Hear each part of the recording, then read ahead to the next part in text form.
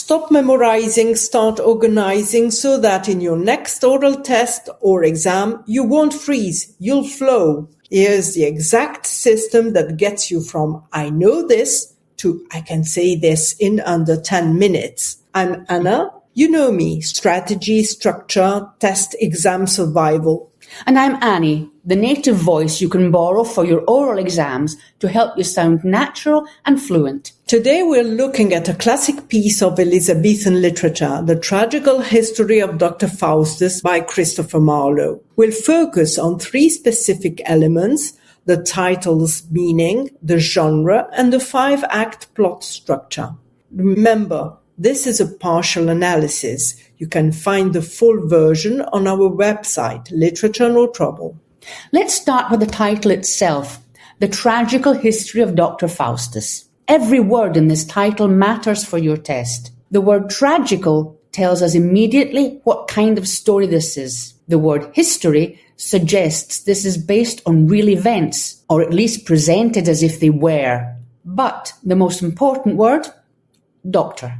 That word tells us everything about status and intelligence. Faustus is not just any man, he's a scholar. He has achieved the highest level of education possible in his society. He's brilliant, respected, powerful in the academic world. But here's what makes this interesting. The play follows a man who has everything knowledge can offer, but he wants more. So he turns to magic, to forbidden knowledge, to make a deal with the devil himself. Now let's put this on your mind map. We are building a mind map that reads like a page of a book, from top to bottom, from left to right. At the very top of your page, write the full title, The Tragical History of Dr. Faustus. Circle it. This is your focus. Underneath the title, add a short note, tragical, and the keywords, tragedy, type of story.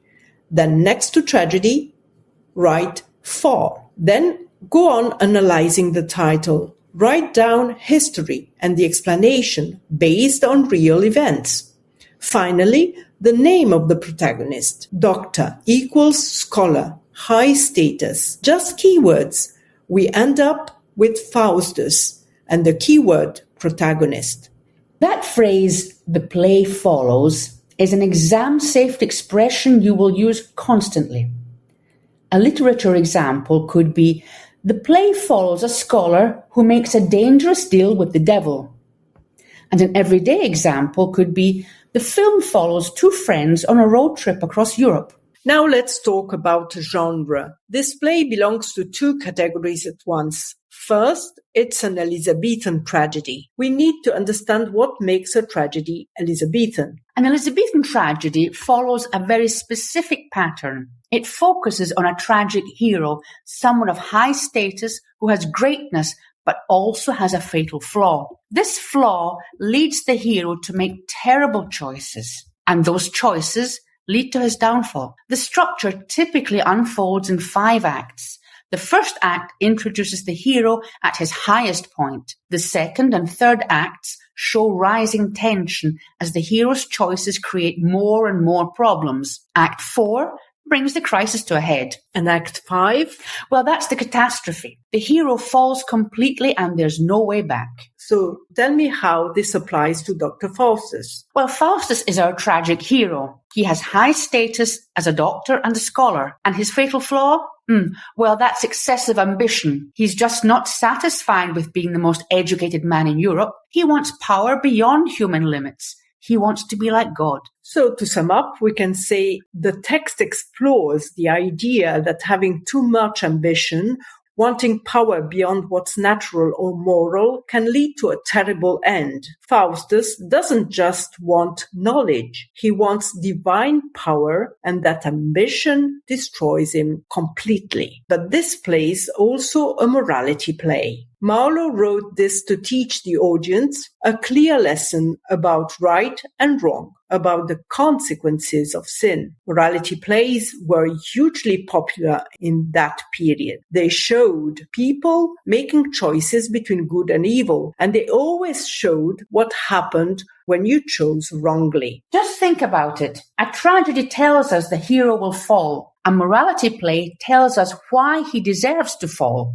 and together they create a very powerful message for the audience. Let's add this to your mind map. Below the title, draw a branch and label it genre. Write 2 terms, morality play and Elizabethan tragedy. Underneath morality play, write moral lesson, then sin and choice. Under Elizabethan tragedy, add this keyword, tragic hero. Just below it, jot down fatal flaw. Connect the bubble Faustus with fatal flaw and add ambition. Just keywords to trigger your memory. Now, that phrase I used earlier, the text explores, you can use to gain time while you think, especially when you're discussing themes or ideas. In a literature example, you could say the text explores the conflict between good and evil. And in everyday examples, you could say the article explores how new technology affects our sleep. Now, the plot structure. Marlowe uses the traditional Elizabethan 5-act structure, and each act shows a different stage in Faustus' journey towards damnation. Now watch how closely it follows the tragic pattern. Act 1 is where it all begins. Faustus is at the peak of his academic career, but he's bored. He decides to sell his soul to the devil in exchange for 24 years of power, and he signs the contract in his own blood. By Act 2, he's exploring his new abilities. He can do magic, travel anywhere, but he's already feeling guilty. Angels appear, arguing over his soul. He could repent, but he doesn't. In Act 3, the character struggles with his decision. He's unhappy. He uses his powers for tricks and entertainment, but the magic feels empty. But his pride won't let him turn back. Act 4 shows time is running out. Faustus knows the end is coming. He's terrified, but he still won't repent. And then Act 5, the catastrophe. The 24 years are over. Faustus begs for more time, but it's too late. The devils drag him down to hell, screaming. Dark ending. A clear moral lesson. So let's organize this visually. On the right side of your map, draw 5 circles in a line from left to right.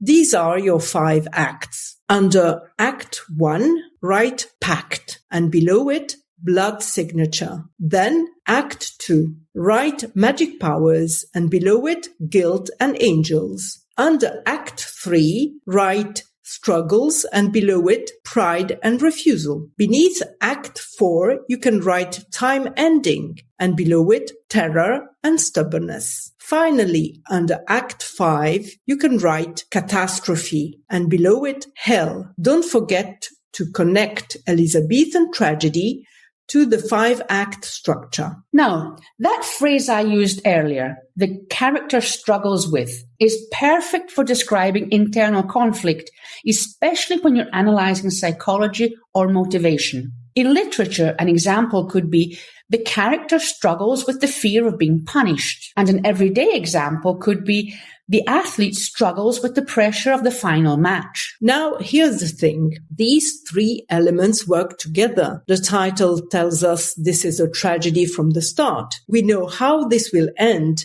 before we even begin. The genre confirms it. Elizabethan tragedies follow that 5-act pattern from greatness to catastrophe. And morality plays always punish bad choices. And the structure of this specific play, Annie? Well, it gives Faustus multiple chances to change his mind, multiple moments where he could turn back and break the tragic pattern, but he never does. All of this is on your mind map. This is how you organize your ideas visually for your exam. And here's an exam tip. Use your mind map to remember what to say. Use those ready-to-use phrases to remember how to say it. And when the teacher asks you about the plot, look at your 5 acts. Then open with the play follows or the text explores. If you forget a specific word, don't panic. Just paraphrase the idea using a useful expression. Let's try a quick challenge. Look at Act 5 on your mind map. Write 1 sentence about what happens to Faustus using the phrase, the play shows. Put it in the comments below. We're eager to see your progress. You can find the blank mind map and a full phrase sheet at literaturenoTrouble.com. L&T, where literature meets clarity. Stay lit.